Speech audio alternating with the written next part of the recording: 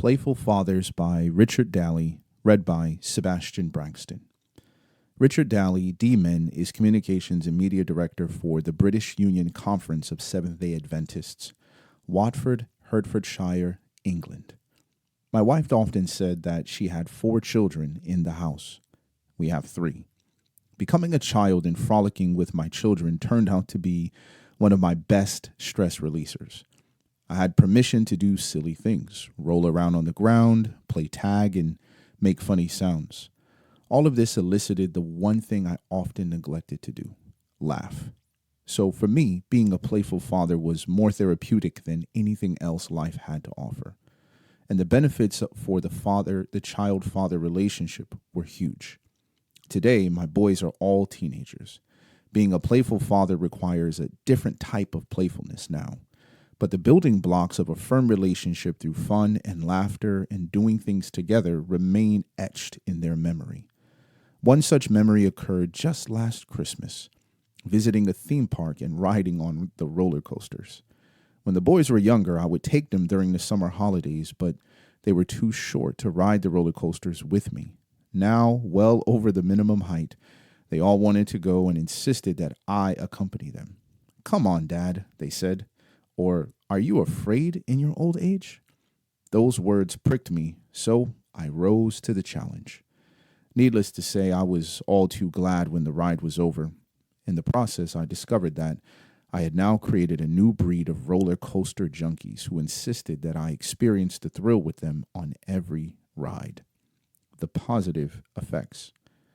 An article in the Belfast Telegraph reports that researchers from Imperial College London, King's College London, and Oxford University examined how fathers interacted with their children and then measured cognitive development.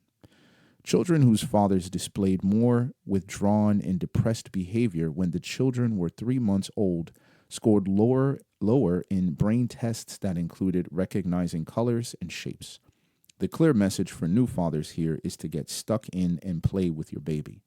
Many similar reports almost seem to confirm that playing with your child brings a wealth of future positive results that even far outweigh the present joyful experience.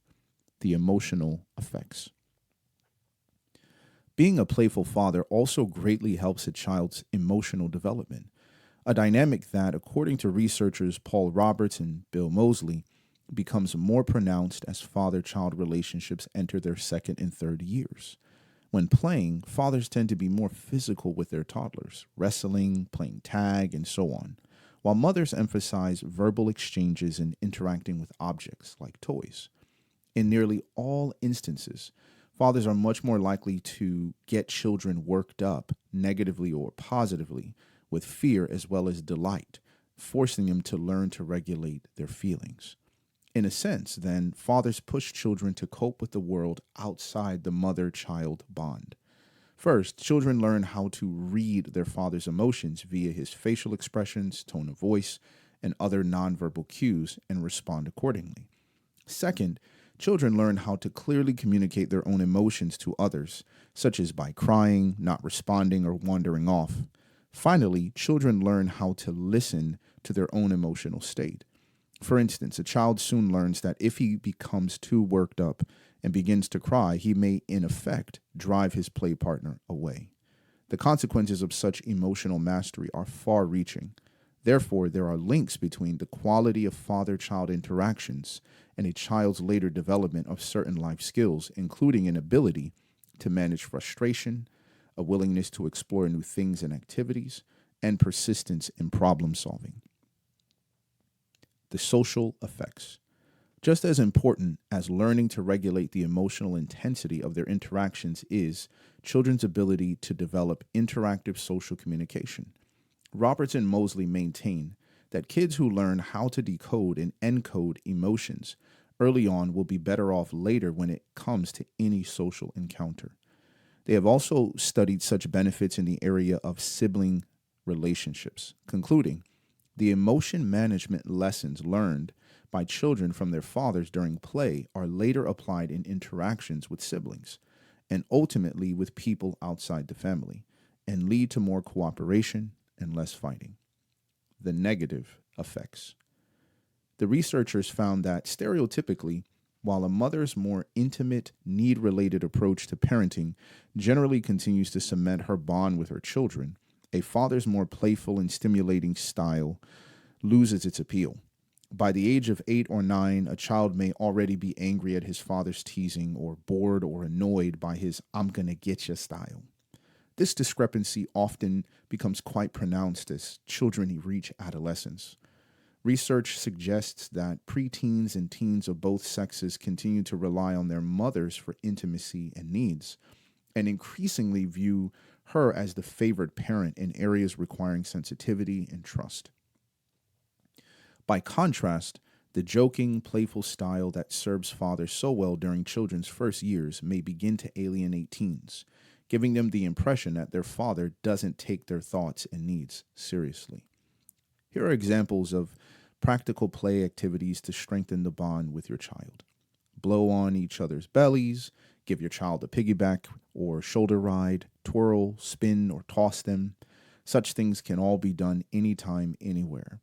Help them to do a handstand, headstand, cartwheel, or somersault. Pretend to be a horse or another animal, and let your child ride on your back. Have a race. Don't let them win every time.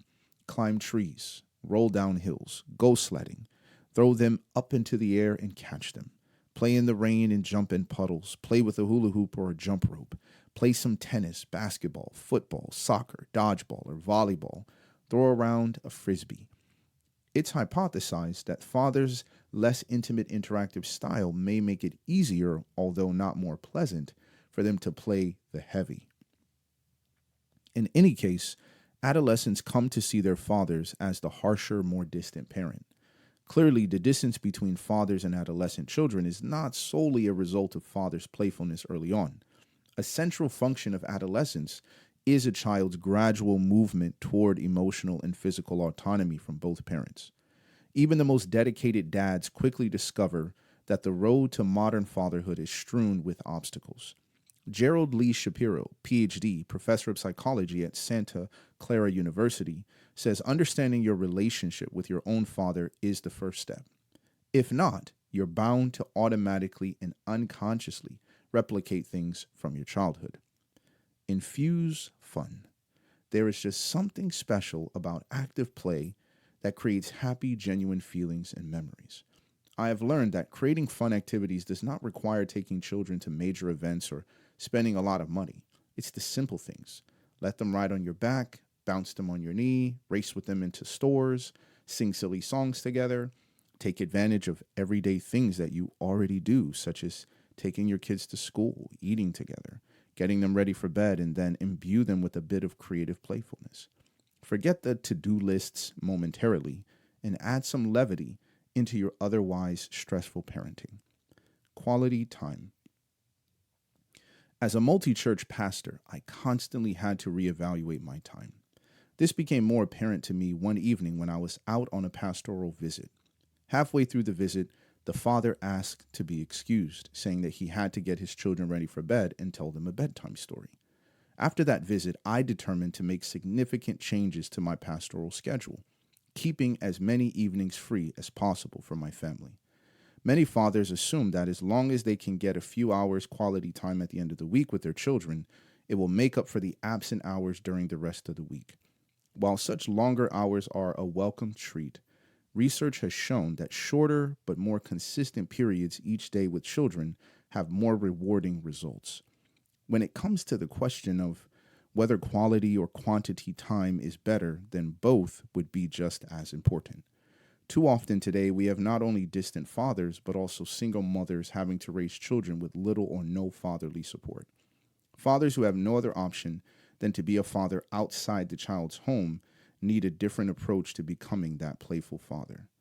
What's just as important for children when playful activities are limited is knowing their father is present in their lives, whether through special days out or communicating through the many avenues of today's technology.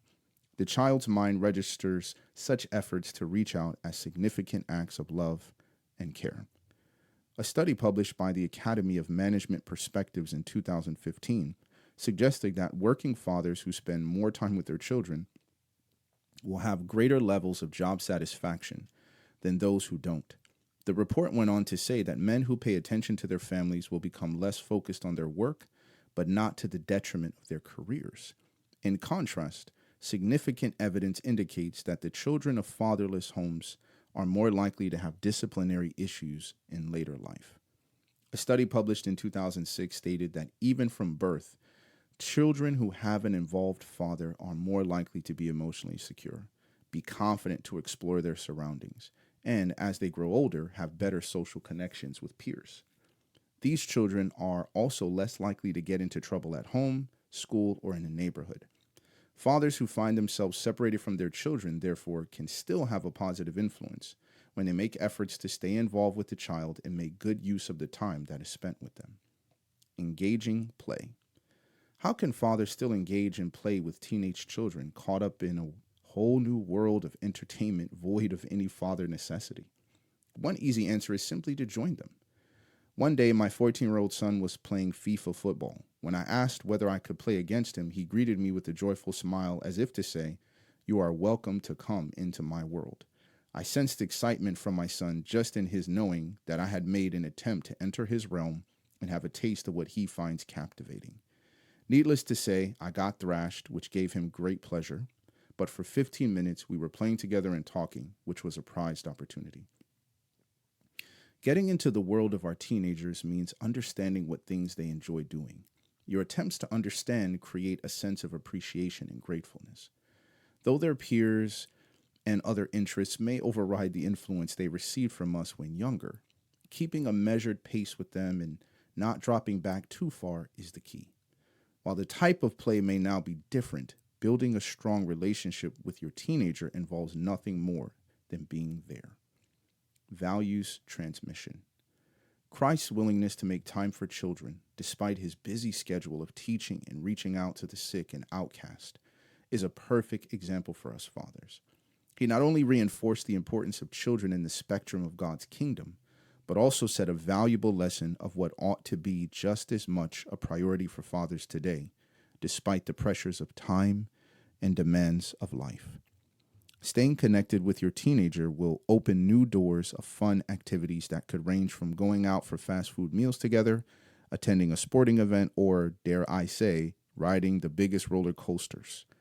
They are the imprints of fun activities that will remain with your growing child and shape how your teenager will transfer those practices when it's their turn. For bibliographical and biblical references on this article and for much more content for pastors and church leaders, please visit ministrymagazine.org.